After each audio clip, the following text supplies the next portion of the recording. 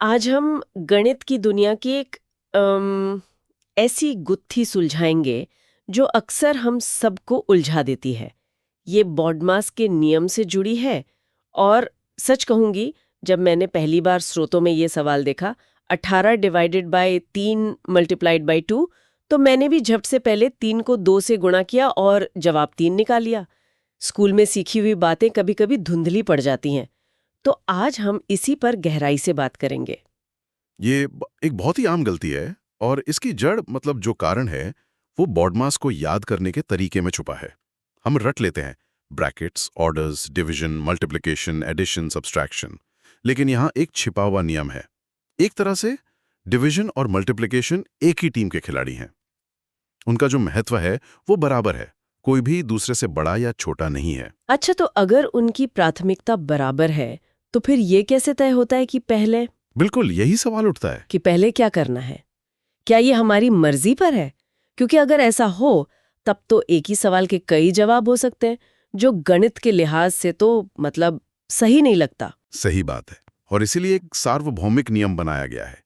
ये नियम है बाएं से दाएं का।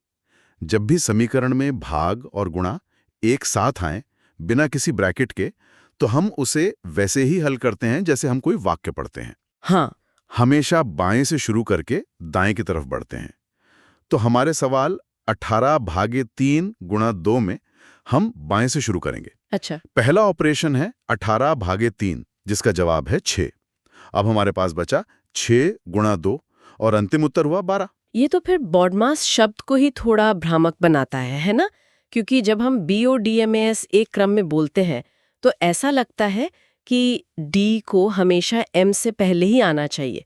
क्या ये इस नियम को सिखाने का एक मतलब अधूरा तरीका है? ये एक बहुत ही दिलचस्प सवाल है। इसे ऐसे समझिए कि बॉडमास एक सख्त सीढ़ी नहीं, बल्कि प्राथमिकता के ग्रुप्स हैं।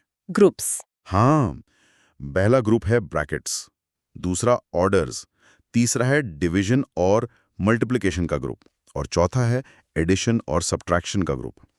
एक ग्रुप के अंदर के ऑपरेशंस की ताकत बराबर होती है। ये नियम सिर्फ याद करने के लिए नहीं है, ये गणित की भाषा का व्याकरण है। अच्छा। जैसे हम बाएं से दाएं पढ़ते हैं, वैसे ही गणितज्ञों ने एक मानक तरीका तय किया ताकि दुनिया भर में समीकरणों का एक ही मतलब निकले।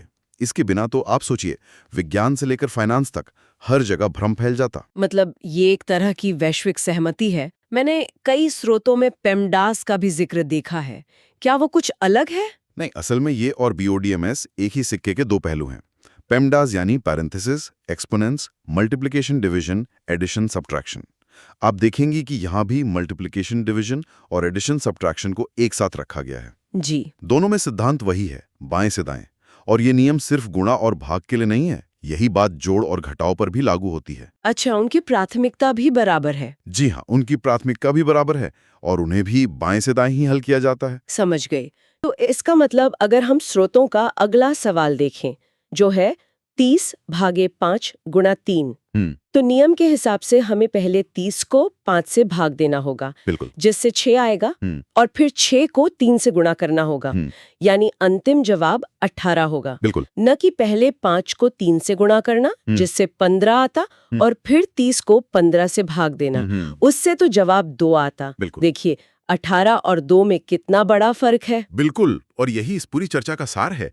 ये सिर्फ एक गणितीय नियम नहीं है, बल्कि ये इस बात का सबूत है कि कैसे स्थापित प्रणालियों में क्रम और परंपरा का पालन करना कितना महत्वपूर्ण है। क्रम में बस एक छोटा सा बदलाव और आप एक पूरी तरह से अलग निष्कर्ष पर पहुंच जाते हैं। सच में ये सोचना कमाल का है, कैसे एक छोटा सा लगभग अदृश्य लगने वाला नियम पूरी तरह से अलग परिणाम दे सकता है। 12 और 3 या 18 और 2 ये सिर्फ अलग अलग जवाब नहीं है, ये तो पूरी तरह से अलग हकीकतें हैं। और यही आज श्रोताओं के लिए एक विचार छोड़ जाता है। जीवन के और किन क्षेत्रों में क्रम के ऐसे छोटे अलिखित नियम इतने बड़े अंतर पैदा करते हैं, जिनके बारे में हम शायद कभी सोचते भी नहीं हैं। प्रोग्रामिंग कोड की एक लाइन से लेकर खाना बनाने की विधि तक क्रम कहां-कहां हमारी दुनिया को आकार दे रहा है।